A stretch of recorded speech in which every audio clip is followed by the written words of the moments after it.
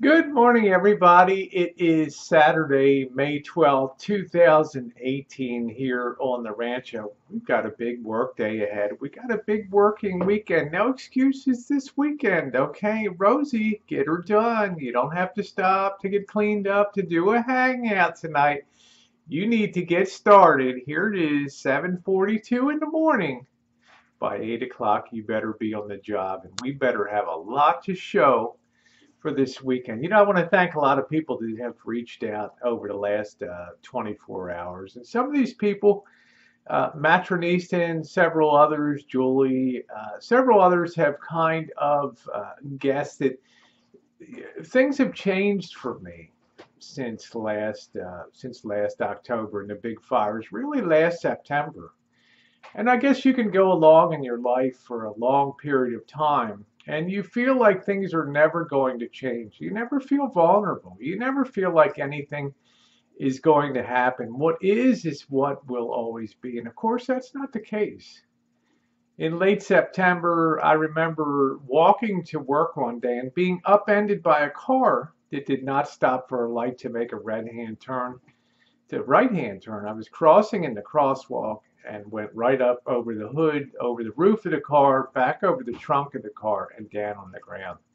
I was okay. Typical Rosie, lots of bounce to the ounce, the unsinkable Molly Brown. Well, that kind of stuck in my conscience a while, and then less than 2 weeks later, we had those terrific fires in Santa Rosa, and I was out there very aggressively covering those fires, and I'd never in my life seen devastation on the scale that I had seen. It was literally like being in a war zone, and that affected me very deeply.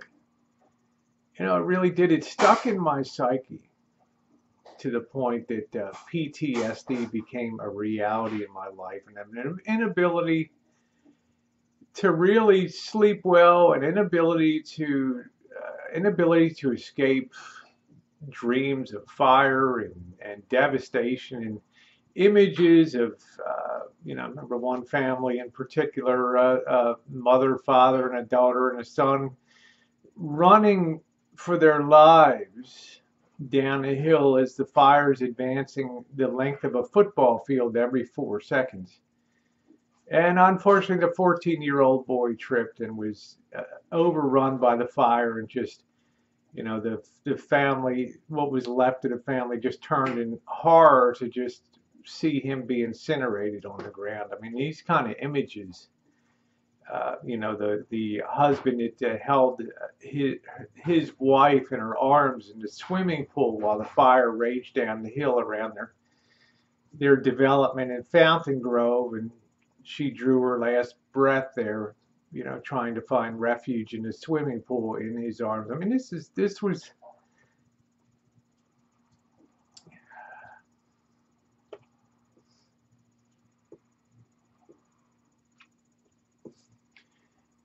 things that impact, and I never was in,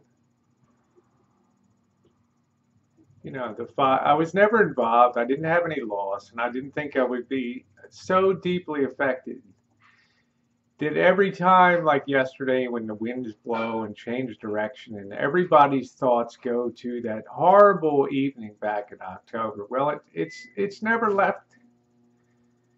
It's never left. And you can try to paper stuff over and laugh and be giddy, but it's a reality of life. And then you overlay the fact that you're a happy person, and you've got a reputation of being a cheerful, a Pollyanna, and you have to reconcile those two, and I never did. And then throw on top of it, back problems and other issues and then the realization you're not getting any younger in life. You might feel in your mind you're 18, but you're not. So there's been a lot of process. There's been a lot to process over the last 6 months. And that's what I've been working through now. And that's why I think go back to my touchstone of the early days here when life was relatively simple and things became project oriented and things could be accomplished and you could look at something and then see something done at the end of the day and give you a feeling of, yes, I'm getting back on track. So that's where I stand now. A lot of people are very perceptive on YouTube. A lot of people are very kind on YouTube. A lot of people have gone through the things that I've gone through here and go through right now. And I want to thank those people for reaching out to me and suggesting, that this is what's going on. And I share a lot of my life, but I don't share everything. And this is an issue that I'm working through. This is an issue that I think I can conquer on here and continue to move forward and turn a corner. It's been a very difficult 6 months.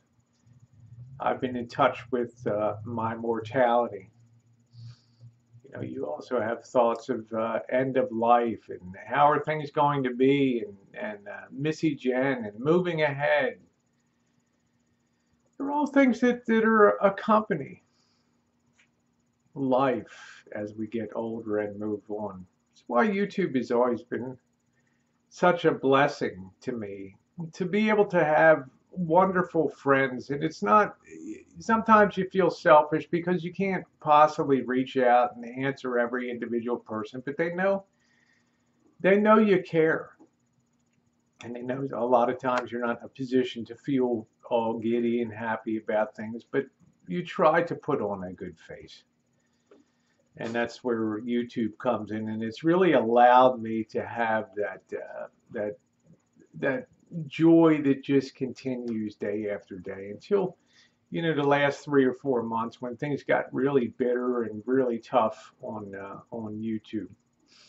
And I don't blame anybody. I blame myself as much as anybody for that. But now it's time to really touch the touchstone of real life here and move on. I'm not sure what the future holds. I can't even predict. I know what I'm going to do today. I know what I'm going to do tomorrow. I'm going to focus more on bringing fun content like I always have. But just kind of stepping back, continue to step back from the day-to-day fray of hangouts and all that. Because although I enjoy them at times, at other times I see them devolve into and turn into weapons of destruction.